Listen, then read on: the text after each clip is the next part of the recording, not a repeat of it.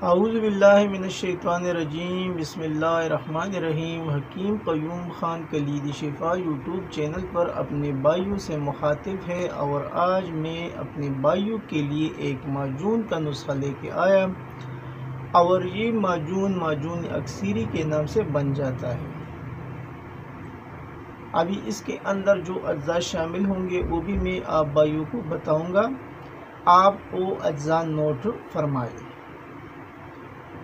زنجبیل، فلفل دراز، بہمن سرخ، بہمن سفید، موچرس، کنجت سیاہ، ہر ایک 6 ماشا، عقر قرہا، مستگی رومی، موسلی سفید، موسلی سیاہ، تخم کونچ، مغز بینولا، تخم اٹنگن، شقاقل، سالب مصری، مغز پستہ، مغز چلغوزہ۔ یہ آپ کو لینا ہے 1 تولہ، یعنی پہلے جو اجزاء میں نے بتائے ہو آپ کو 6 ماشا لینا ہے، اور جو میں نے بعد میں بتائے وہ آپ کو 1 تولہ لینا ہے۔ اجزاء ایک بار پھر نوٹ فرما لی۔ زنجبیل، فلفل دراز، بہمن سرخ، بہمن سفید، موچرس، کنجت سیاہ، ہر ایک 6 ماشا۔ اس کے بعد عقر قرہا، مستگی رومی، موسلی سفید، موسلی سیاہ، تخم کونچ، مغز بینولا، تخم اٹنگن، شقاقل، سالب مصری، مغز پستہ، مغز چلغوزہ۔ یہ آپ کو لینا ہے 1 تولہ۔ اس کے بعد مغز اخروٹ، نارجیل، تال مکانہ، یہ آپ کو لینا ہے 2.5 تولہ، یعنی 2.5 تولہ۔ اس کے بعد لسوڑا، گوند ببول، یہ آپ کو لینا ہے 20 تولہ، اور زعفران 6 ماشا، شہد ½ کلو، مصری 1 کلو، اور روغن زرد 150 گرام۔ بے شک اجزاء تو اس میں زیادہ ہے، لیکن یہ معجون جب بنے گا تو آپ کو معلوم ہو جائے گا کہ اس کا جو نام ہے یعنی معجون اکثیری، یہ واقعی اکثیر بنتا ہے، تو اس لیے اس میں تھوڑی اجزاء زیادہ ہے اور قیمت میں بھی تھوڑا زیادہ بنتا ہے، لیکن یہ ایک اکثیری معجون بنتا ہے۔ اور ابھی سردیوں کا موسم آنے والا ہے تو اس میں آپ اسے استعمال کر سکتے ہیں اور اس سے بہت فوائد حاصل کی جا سکتی ہے۔ ویسے تو یہ ہر موسم میں کھایا جاتا ہے۔ اجزاء کچھ زیادہ ہے تو ابھی ایک بار پھر میں آپ کو وہ اجزاء ریپیٹ کراتا ہوں، آپ بھائی اسے دوبارہ نوٹ فرما لیں۔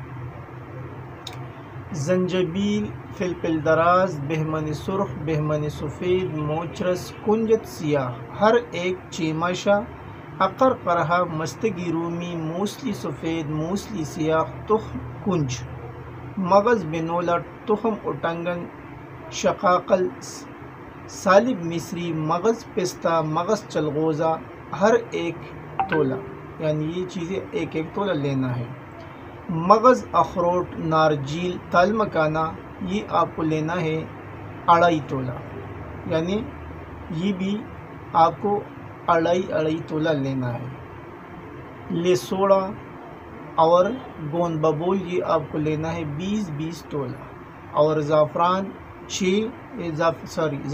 4 ماشا، شہد ½ کلو، مصری 1 کلو، اور روغن زرد آپ کو لینا ہے 150 گرام۔ یہ ہو گئی اس کے اجزاء۔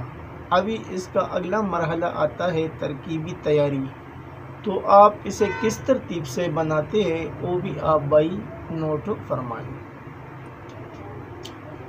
لسوڑا اور گوند کو الگ الگ گھی میں خوب بریا کریں، پھر شہد اور مصری کا قوام بنا کر باقی ادویہ کا سپوپ اس میں شامل کرنا ہے۔